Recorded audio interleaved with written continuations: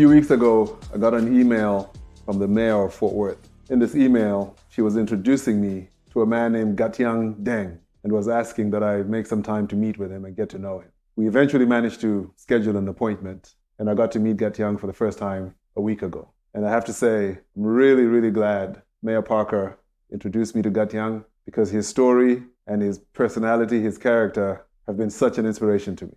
And I'm excited to introduce you and the rest of the world to Gatjang Deng and share his incredible story. Thank you for joining us today, Gatjang, on the Immigreats podcast. This podcast is specifically designed to share stories of people that are immigrants in many different countries in the world who are doing incredible things in their adopted home countries, but also potentially doing amazing things in their home countries where they've come from. Yes. And yours, I think, is a story that fits perfectly in this. So thank you, brother. I'm really impressed when we met in your office. We share a lot of things together. The world is full, they need help. Yeah. So that's my message. When I met Mayor Parker, she was working with a Congresswoman Kay Grander in Fort Worth. Congresswoman? Yes, Congresswoman Kay Grander. So I went there to find the way, to find the connection. And then Mayor Parker is scheduled for me, and then we meet. And then she was touched for what I'm doing for my story. Until when he left, he worked for the mayor, the one who she succeeded her. That's right. And then I went there too, and then I met them. Okay.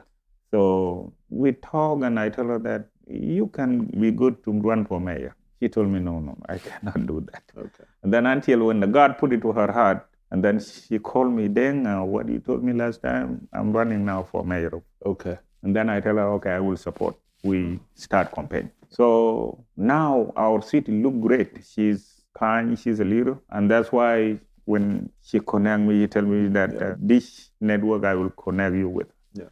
So that's why we met.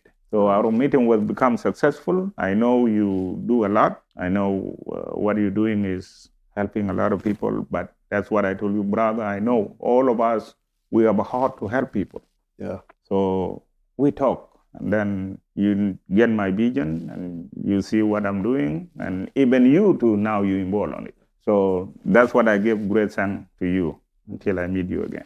Oh, thank you. So I'd like to just share a little bit of background about you, where you've come from, because that's part of what makes your story so amazing. So when I met you in our office last week, you explained to me and to us that you are one of the Lost Boys of Sudan. And I'm familiar with the term, the Lost Boys of Sudan, because I've seen stuff on the internet. I know there's some documentaries and movies that have been done about the Lost Boys of Sudan. Yes. And so for our listeners and those watching, I wanted to just share a little bit of information about the Lost Boys of Sudan, and then have you tell a little bit of your story as part of one of these boys. I'm going to read something from the International Rescue Commission's website, which says that over 30 years ago, so this article was written in 2014. Over 30 years ago, Sudan's civil war uprooted 20,000 Sudanese children. Over 20,000 Sudanese children, I should emphasize. And they were known as the Lost Boys. In 1987, civil war drove an estimated 20,000 young boys, but I think you said the number is actually 26,000 young boys. It was 26,000.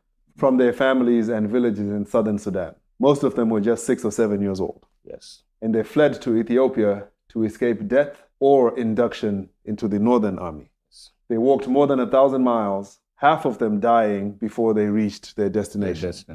And the survivors of this tragic exodus became known as the Lost Boys of Sudan. My brother Gatjang here is one of these lost boys. He's one of the young boys that had to leave home, had to leave his village, his family, and walk for days and days and days until they eventually made it into Ethiopia. If I remember correctly, you said it was 1989 when you left your village. The first team of the boy was 1987. So 1987, the first group of boys. The first group of the boy. Left. And then in the Western Afnal, so when they put the boy to the boat to try to bring them to the other side, because there was a big river over there. And then the boat was capsized. A boat capsized? Capsized. And then they killed about those 200 boys. So boys died. And then in 1988, then the other group left. Then in 1989, another team another group left to Ethiopia. So they left over a few years. They left there. It took us 1 month to reach Ethiopia. So 1 month and walking by foot. Walking by foot. Or for a month. Or for a month. And you were telling me earlier that many of the boys that you were with didn't make the journey. They They died along the way. Cannot. Because you're going days with no water, no food. Day, no water, no food, barefoot. Oh, barefoot, no shoes. So the distance of Africa is a jungle. So people, we have to leave in the evening by 5 and walk for all night. We work in the nights because reach it's the destination of the it's world. safer and it's also cooler. Safer, it's cooler. The thirst is not too much. And then to reach the destination of the water. Some of us don't make it on that way. Maybe you will be sick and then you just give up. And then we cannot carry them. The elders who go with us, there are few, there are not more. So we have no other choice. So you just have to leave them. If a child is sick or too weak, you have to leave them. Too weak, he don't eat food, he have a diarrhea, he's sick, and then he just lay down on the roadside. And you just have to leave. So you just have to leave.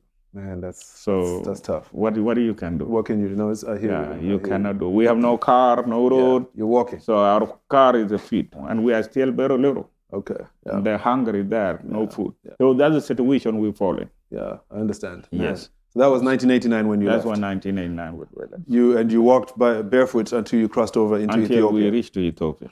And then you told me that you were in Ethiopia for a couple of years until 1991. 1991, the Ethiopian government was overthrown. The government in Ethiopia was overthrown, and so now, and were you in a refugee camp in Ethiopia? Refugees, we have a place. They put us to our home place with the refugees. Together. Was the United Nations taking care of you in that village? Yes, on that area, yes. Until the government in Ethiopia is overthrown and it's not safe anymore.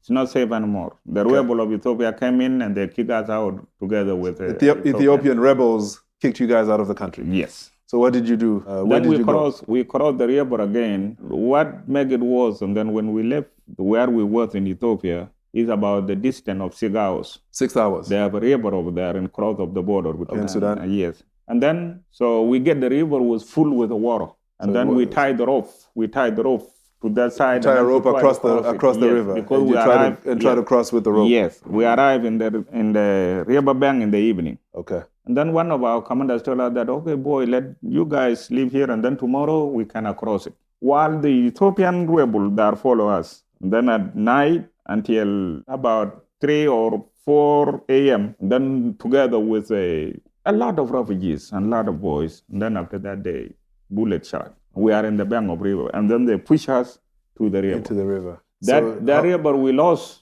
We lost a lot of boys because some of us don't know how to swim. A lot of boys drowned. Yes, we were forced into the river. Yes. Before they could. Before we peacefully climbed the rope. Yeah. The rope is not matter anymore because we've been pushed to the river. Yeah. Some of us get shot in the river. Some of us drowned. Because the water have a lot of speed. Yeah. And the boys are still, we are very young. We lost about 500 to 600 boys. We lost on the river. Unless if you have an eldest boy who can hold you and know how to swim, then you can hold him. Maybe get on the back or something. Yes. But if it's not that, because the war is just came very quick, nobody imagine. It's a very strong current. Force, yes. Yeah. So that's the situation. And then after that, we left South Sudan. So that's how you crossed back into South Sudan? Yes. And then, we have a policy of, if you don't see me, don't ask. Yeah. So if you don't see me, don't ask. It means something, maybe something happened. Yes, something but you just keep moving. Yes. You just keep moving. Yes. If you don't see me, don't ask. Because in a situation like that, you can harm yourself by looking behind you and trying to help other people sometimes. Correct. If you don't see me, just don't ask. Just bend your head down, and then you know that I left. Yeah. Wow. So 1991, you're back in Sudan. And then we're back in Sudan. Mm-hmm. Then in Sudan, we grew up in the border of Kenya and South Sudan. Around the border of South Sudan. There was another refugee camp in that area. Yes, they established a local refugees camp. Okay. And then the other boys, they took some of us to Kenya, to where they call Kakuma. So I've heard of Kakuma. So that was a refugee camp inside Kenya. Inside Kenya. Okay. And then the last group, we stay in the bank between South Sudan and Ethiopian border and Uganda border. Okay. During the war, we were there. We were there until. And you were just kind of living in a camp as well? They established us a local camp. The United Nations again? The United Nations again. Okay. And then when we become a teenager, and then in 1995, the rebel group ran out of the army. He have no choice. The rebel group for the South Sudan. We mean who taking care with us. Yes. So the South Sudan rebels were taking care of you guys, but at this point they need more soldiers. Yes. Now you have to join the rebel army. Yes. They recruit us to the rebel army. So you're 14, 15 years old and you're being trained. We're trained with AK-47s. And then we defend ourselves, we fight. Until 1998. So from 95 to 98. And you yourself were actually on the front lines in the war? Of course. We fought. So and then in 1998, one of the general, he released me. We had about 3 of us. Okay. And then they told us, go to refugees camp. So in 98, they released you. You're still a teenager at this point. Still a teenager. And they say you can go to a refugee camp. Go to refugee camp, go to pursue your education. He said, this war, we will fight it. This war we will fight it, but you guys... But tomorrow we need educated leaders in the future. And then tomorrow you guys will help with a different angle. Okay. So, of course, when we came here as a lost boy. Majority of us came from Kakuma. Some of us come from Ethiopia. Okay. And then that's why American government was inspired with our history. President Bush pushed the way to find the way maybe the South and the North can make the peace. So President Bush was involved in brokering the peace between South and North Sudan. Yes. And is that what led to South Sudan? That's why led the South Sudan becoming a nation on its own? 2005. I see. So and then after that in 2003 they take us to Midland, Texas. So you're saying 1998 you're allowed to leave the rebel army. Yes. And you end up you end up back in a refugee camp. And then the US government, with everything happening in the news, some people in the government are inspired to help these lost boys, because they know the story, they know what you guys have been through. So around 2000, 2001? Yes. And then there are a lot of journalists. A lot of journalists are writing stories about what they're seeing. Yes, and the religious group, they go to Africa. Churches are coming, mission groups are coming. Right. And so they're seeing firsthand and meeting you guys. Yes. And saying, man, these are young kids. They just need an opportunity in life. Yes. Okay. And then after that, they make the resettlement. So they then came up with a resettlement plan. 2001. Yes. 2001. 2001. Okay. Even 2000. For a couple of years. There were thousands of you boys, right? It took a while. Correct. Okay. So when did you arrive in America? In 2000. 2000 is when you came to America. And you came straight to the Dallas-Fort Worth area. Fort Worth. 2000. Yes. So you said 2000? 2000. Okay. And you were, at that point, you were how old? I was 20. So you're 20 years old when you arrived here. Okay. So, and then from when we came, there were a lot of media, churches, because we are sponsored by churches. A lot of media, they need to know what meaning of the Lost Boy. Okay. And then that's why you see a lot of movies, you see a lot of documentary, books. a lot of articles. Okay. Yes. Okay. So I think those religious groups, maybe they reach out to the President Bush. So that's how President heard Bush about was it. Yes. Okay. And then the religious group reached about President Bush, and then President Bush pushed between rebel and the government. And that's why the result of it was a peace agreement signed in 2005. Okay. So that peace gave us a 6 years autonomy with the Southerners. Okay. We can observe it. If we are interested to go to unity of Sudan, it will be fine. If we are interested to make cessation from Sudan, then you can. Then we decide. Okay. So what you're saying, if I'm hearing you correctly, in 2005, a peace agreement is brokered between the rebel and the rebels and the government, yes. Right? North and South, basically. Correct. And that essentially gave, you said 6 years? Gave us 6 years. 6 years of kind of a cessation almost. Cessation, yes. So self-independent, self-governance for 6 years. Self-government, self-independent. But if we make the unity attractive, and then we can unite. But if we, the Southerners, if we say enough is enough, and then we can split. So you had up to 2011. Until 2011. To decide. Yes. And the idea was, in 2011, the Southerners can decide, okay, we want unity, let's just have one Sudan and move forward, or we just want to establish our own state. Yes. In 2010, we go to the referendum. So you had a referendum in 2010. So now the citizens of South Sudan have to vote to decide what they want. Yes, to decide. Okay. And then we vote with 98%. So 98% voted to say what? Say we're tired, we need to go. So we want independence. We need independence. 98% voted. Yes. And that was in 2010. So that meant in 2011, and then in South Sudan officially raised our flag. Raised its own flag and became a standalone state. Correct. On the continent of Africa. Yes. That's fascinating. Okay. So that's what happened. With the Bush and the religious group, he pushed it. I see. And then when we get our independence in 2011, in 2013, we fall back to war again. 2013, so 2 years after independence. 2 years after independence. And this is war between South Sudan and North Sudan, or is civil war? It's an internal war. Internal. Now groups within the South Sudanese. Between president of South Sudan and his vice president. Now they're fighting for power. They're fighting so now power. there's a civil war. In just 2 years of being independent. I cannot say that more than what we fought was bad. That one became ethnic violence. So this was ethnic violence now? Yes. Because the president and the vice president were different tribes? Correct. Okay. And then the war was really bad. And that's why the majority of us, they ran to the north. So majority ran to the north for safety now? Yeah, for living. And then last year, this year in April of this year, and then the north again, because they overthrew their president back Bashir in 2019, and then they have an interim government led by general. And then general with his deputy again, they fight. Collapsed. And that's what happened in Sudan. So now Sudan, the north is in war now. The north now in war. The people of the south who run to the north for the war, and that one again, U-turn again to the south. Now they're running back to South Sudan because it's such instability. And that's what I tell you. I think about 50 to 40,000 now they're stuck in the border. Yeah. You know? Okay. So that's why you see about Sudan now. Everybody knows. Yeah. We're all watching it. Yeah. Now they are still in war. Yeah. Okay.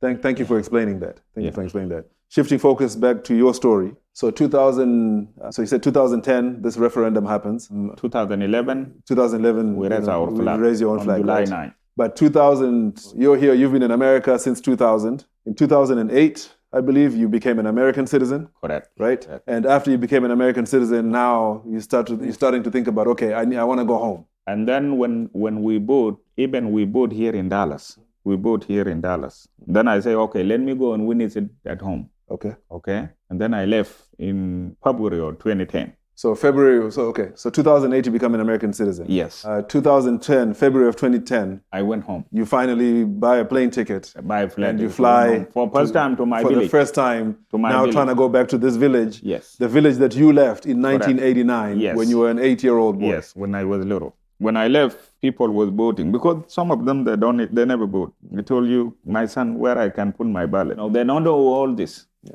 So, but at that time, I focus on my family. You focus on your family. Find out. Because, so you want to go see if any of your family is one of my family is still alive. Still alive. Okay.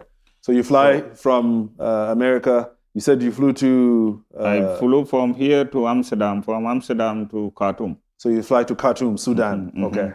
And then from there, I take the local flight from Khartoum to another city of the south called Malakal. So you flew from Khartoum in Sudan to Malakal? Yes. And then from Malakal, ride a boat up the river to go to your village. To my hometown. To your hometown. Yeah, and you were on a boat for how many hours? How long is this boat ride? It's speedboat, maybe about 4 hours. 4-hour boat ride? 4 hours. Okay. Yeah. Then once you arrive... When I arrive in my local town... To your local town, you get off the boat. And then get off the boat. And to get to your actual village, to your home, yes, you had to walk. Yes. How many hours? From my mother's house to Old Fangag, it took me like 4 hours and a half.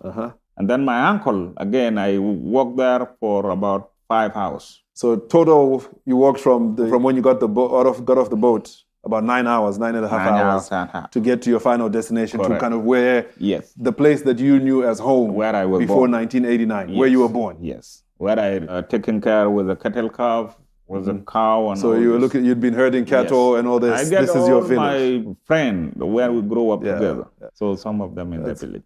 That's incredible. And this is 2010 by this time. So you haven't been there in 21 years at this stage. No. And then in 2011. Because in 2010, when I observed the touring the village, I see the lot of situation about the boys, a lot of orphanage. Yeah. And that touched your heart. Yeah. And that one touched me. We'll get there. But I want you to tell us even about your first time being back home. Okay. Tell us about your family. Who did you find? Of course, what I found is my mom. So your mother was there. Your mother was alive. Yeah. And she was still there. But my brother and your sister too, you said? Yeah, my mom and my sister. And then my dad and my brother, they died. Is that what you expected? Did you even think any of your family members might still be alive when you were traveling? Of course. Any disaster, sometimes... You just don't know. I don't know. You don't know what to expect. But before I leave, I have one of my friends, he worked for NGOs. He go to village and then go to Kenya. That's the one who gave me information that this happened and this happened before I left. So he'd been able to check and confirm. Yes. So you were in communication with his friend who used to work between Kenya and Sudan, and South Sudan. Yes. And he was telling you that your mother is there. Your mother is there. And then when I talk to him, I tell her, okay, say hi to my mom. She told me that your mom cannot believe that you're still alive. So he's telling your mom, I'm in communication with your son, he's in America. Yeah. And your mother is saying, I don't believe it. My mother said that I think she believes that you died a long time ago. You just laugh at me because I lost my son long time ago. Don't even bring that again. Okay. Oh, man. And then I tell him, okay, let me do this. And then I send him the money, the guy. Okay. Then tell him that buy the clothes. Okay. And then to take it to them. Take some clothes too. So you sent him some money to take some stuff to your family. To take the stuff to the family, to believing in it. And then the guy went and buy the clothes, and then when he went to village, and then he took it to them. So that's why the guy told them that where I can get this money to buy this for you.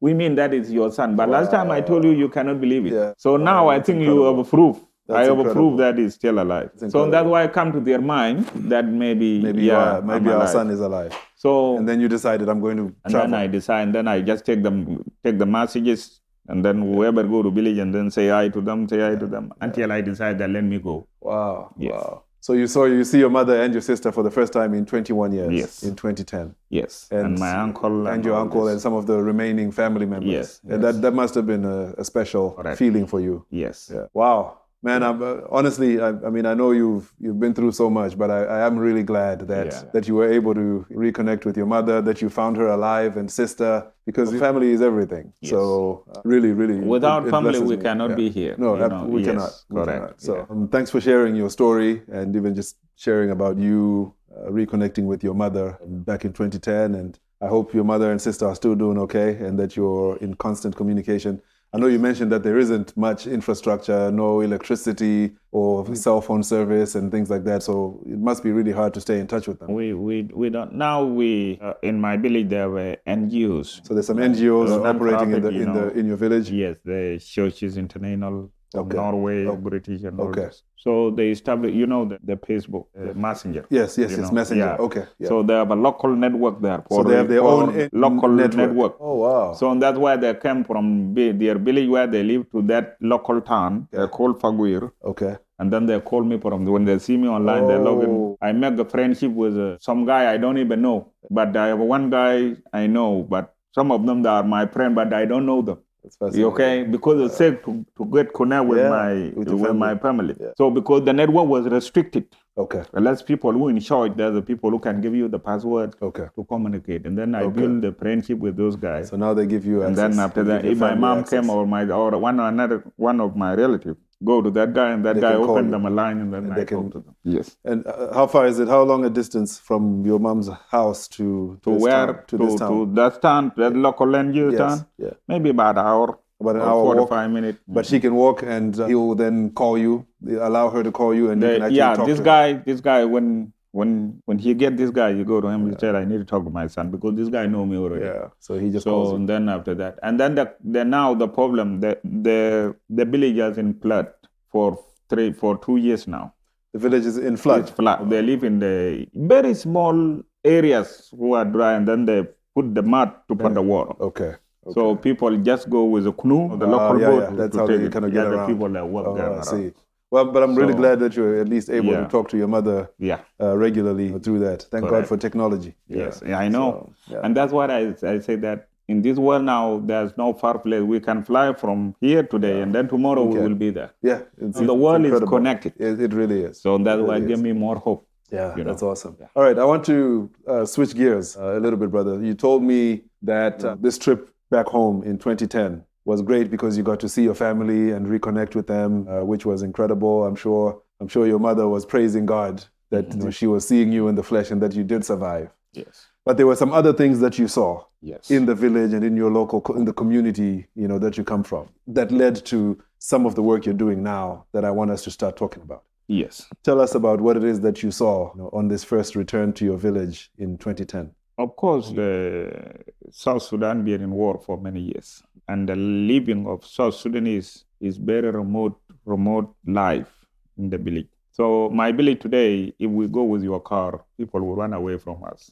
They rather see the airplane more than a car. So you're saying if we went to your village today and we drive drove in a car, they will run there's a away lot of from people us. that will run away because they've never actually They seen a never car see it. up close. They never see it. They just see the airplane. They've seen the The airplanes, the local shuttle. NGOs Yes. that are flying in, and they've Correct. seen that, but they've never seen a car or haven't been up close No. enough to touch one or any No, of that. No. Okay. So, and then I say, okay, I see the lot of kids like what I told you. I say, okay, what can I do now? Because now I'm grown man. But now you're still seeing that the kids in And your I local still see in the community, local the same community. situation that you were in when you were a little boy. Correct. Okay.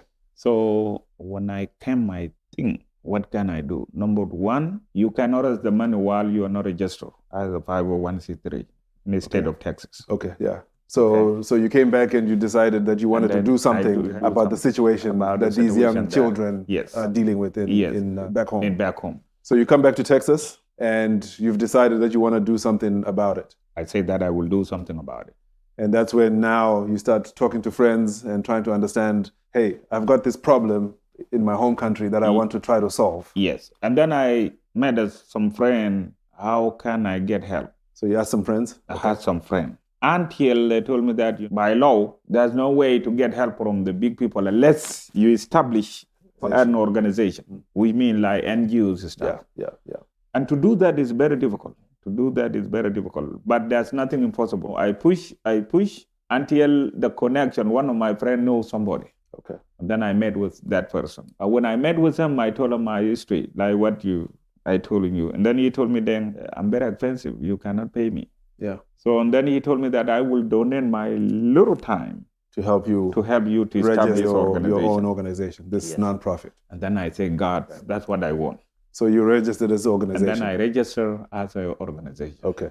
And this organization is called the Village Help Foundation. The Village Help Foundation. Village Help Foundation. Yes. Right. Tell us, what does Village Help Foundation do? So the first priority is education. You're trying to provide education to children, education to those orphanage kids. You cannot build the business. You have to build the people, and then the people will build the business. This is right. So vulnerable children, like orphans, children from very poor families, have no ability at all. And even in the parts of the country you're talking about, there are not many schools there anyway, right? There are no real schools. There's no school in South Sudan because South Sudan was just a war field. They just started to building now. So there's no education. There's no education really. Local education, a little bit in big city, in big town. Yeah, but my vision is a remote in the remote villages. Remote, very low. There's no infrastructure there. There's no infrastructure. Okay. They learn the ED under the tree. They learn basics under the tree. Under the tree. And maybe, okay. So that's what I say, okay, that's my purpose. And now I went there and then collect those children. I have 52 children now in Uganda. So right now as we speak, your Village Help Foundation, which I think it's been going you registered this more than 10 years ago, right? Yeah, more than 10 years ago. So today you have 52 children. I have 52 children. That you've taken from Sudan. From the Sudan. And you've taken them into Uganda. Yes. Because there's better education opportunities and it's more stable Uganda. For these children. More stable and better education in Uganda. Okay. That's what I brought those kids. So there's 52 right now. They're in Uganda. Yes. And you are responsible through your foundation. Through my foundation. To educate them, feed them, clothe them, everything. Feed them, everything responsibility. Everything is your responsibility. Yes. 52 children right now. Yes. And tell me right now, how do you pay for this? How are you able to actually make this happen? How are you paying for this? Well, making a foundation is not enough until you succeed, until you get the allies. So registering a foundation is the first step. It's first step. But you still need to build relationships. But it's still building the relationship that you succeed. Can, so that you can get more funding. Yes, more funding. And then for me to put them to the position I want. Okay. So now I'm working. I'm not succeed yet. I have a few friends, individual who helping me. So you have some friends, some individuals that help you in their own capacity. Yes, in their own capacity. If I had somebody, maybe can give me $100. Okay. $200. Okay. So, but that's what put burden to me. I'm working 7 days a week. So right now you work 7 days a week. I spend about $2,600 a month. You're sending $2,600 every month to Uganda. Every month to Uganda. For these kids. And Uganda have a lot of malaria. You know Africa. Malaria. All those sicknesses. Yeah. Their school, their food, their clothing, anything. You're paying for. But I'm paying for myself. And you're sending $2,600. $2,600 every month. And the majority of that money you're working for it. That's my paycheck. I don't even have a bank account. When I met you last week, we met in the morning at the office, and you were coming from work because you work night shift. We work night shift. 6 p.m. to 7 a.m. the next day. Yes. Today, yes, you come here to record this, you're coming from work again. You went to work at 6 p.m., you got off work at 7 this morning. Correct. And you do this 7 days a week. Correct. And you're saying sometimes you don't even have a bank account. Like you don't even save any money. You don't even keep money, anything. So every paycheck you get, you tell me use it for those. You pay your rent here, so you have a place to live. Yes. Everything else you're sending. Go to them until the way God opened me the door. So if I don't do in that way, when you do something, you need to show example. You have to do by your own purse before you get allies. I agree with that. Okay. So, you can't ask people to do what you are not willing to do. Correct. You can't ask people to give to something you are not willing to give to. Correct. I agree with that 100%. Correct. And so you've been doing that for yourself for a number of years. For myself. The kind of education I want to put those kids on, I want to put them in religious school. So you want to put these kids into like a Christian education? Christian education school. Okay. When I went, every year I go to Uganda to tour those and then to talk to those boys because I cannot just bring them and leave them like that. So I go there and share my goal with them and share my experience with them. I need to grow them to grow to do something more than me tomorrow. Okay. So I get a lot of Christian school in Uganda, but their school fees and their burden is too high. The school fees for the Christian schools is too high. And that's my desire. Now that's what I'm campaigning. If I get more, like what I talked to you last week, the local budget. You can raise the budget. That local budget. Then I will be glad to put those 52 children to that boarding school. Okay. Because it's a boarding school. And I can just go twice a year. I can go in May to spend the time with them. And I can go back in December to spend the time with them, to take them to holiday. And then after that, lock them in and then come back. So that's what you're trying to do is, raise money so that you can take these 52 kids and move them to a Christian boarding school. Because when they're in boarding school, their food is taken care of, their education is taken care of, their clothing is taken care of. If they get sick, that's taken care of. They have a local hospital. So they're taken care of. Unless if somebody broke, if they have a broken bone or something, they will take it to a high hospital. But they have a local hospital that can do a lot of malaria. If someone has a cold, correct. If it's diarrhea, that kind of stuff, they can. They have their local clinic inside. Okay. And the compass. So that school would really take care of all that. We mean they will take care of it. So that's why you want to raise money to move these 52 kids on there. Okay. You told me too last week, Gatjang, that you have other kids that are actually stuck outside of Uganda, that are at the border. Outside of border. That you're still trying to, South Sudan and North. Because of the war now. So that's pushing other kids, and the other kids are orphaned now and need help. I need help. And how many kids right now? 26 of them. 26 that are stuck because I have a person there in the border who taking care with them. Okay. Last week I sent them about $400 to kind of help with these kids. But to transport them from there to Juba and then to Juba to Uganda, I don't have a capacity for now. Okay. Yeah. So they're stuck right now. They're stuck there because they have no other way for them to get to Juba unless I can fly them. Okay. So that's the only way. Which is expensive. Which in African, very expensive. Okay. So as we wrap up our conversation, I want to make sure that anyone who's listening fully understands where we are. So Village Help Foundation was registered that, created that over 10 years ago. So you do have it's a 501c3 entity. So if anyone wanted to make a donation to the foundation, they can get the tax deduction benefits, for making that donation. They will. You're trying to raise money because you want to move the 52 kids that are in Uganda already, that you've identified, that you helped to get to Uganda. You want to move them to a Christian boarding school. Christian boarding that can give them a better quality education. Yes. But also better standard of living. Teach them by respect, to discipline them. And discipline them as well. Not will be the and a better standard of living. Because right now you feel like they're at risk of becoming street kids. Yes. Because they're just kind of loitering and they have too much time on their hands, no structure in their lives. So the Christian school have a more influence than a regular school. Okay. Education, that don't mean that if you are educated, you become a leader. No, that's why we struggle in Africa.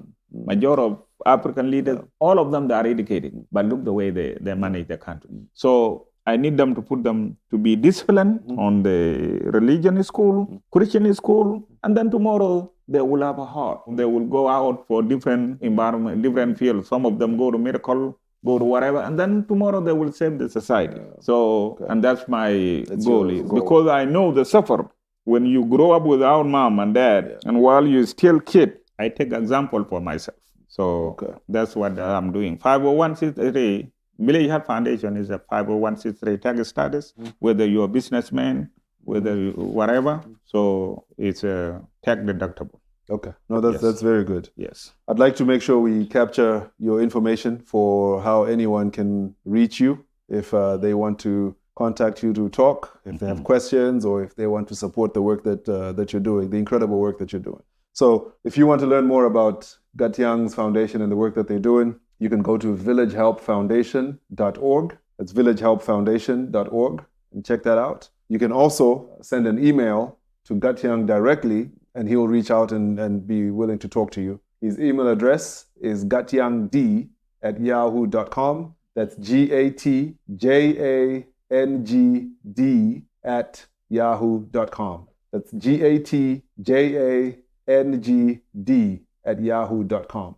Gatjangd@yahoo.com. Do you have a phone number that it's they can... in the website, my phone. Yeah, excellent. So if you go to the website, villagehelpfoundation.org, you can also find a phone number to be able to speak directly with Gatjang.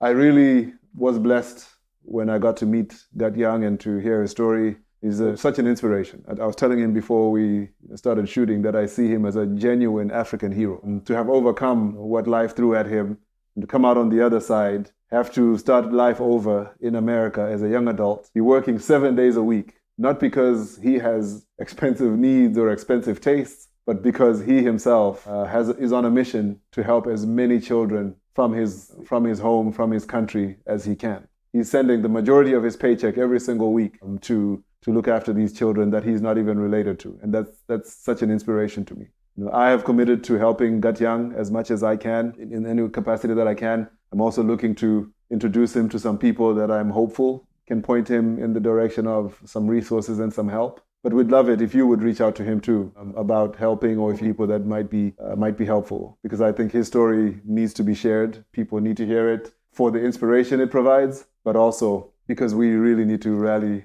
behind, Gatjang and people like him who are doing incredible things in the world. I talk all the time on this podcast about how I really admire immigrants, that find a way to thrive and find success in their adopted countries. I truly believe Gatjang is an example of such an immigrant. But I also talk all the time about immigrants that have found a way to make an impact in their adopted countries and in the countries of their birth. And that is something that I admire truly. I personally, myself, and with my family, we've got a number of things that we've been doing back home in Zimbabwe for some time now, also trying to help children and trying to help disadvantaged young people. Because like you said, if we educate them and teach them, give them the tools they need, they will build businesses in the future. They will build hospitals in the future and can do some things that are more sustainable than what I might be able to do by putting up a building or doing something by myself at this time. So I really am inspired. It's been a pleasure to know you, my brother. And my hope is that as you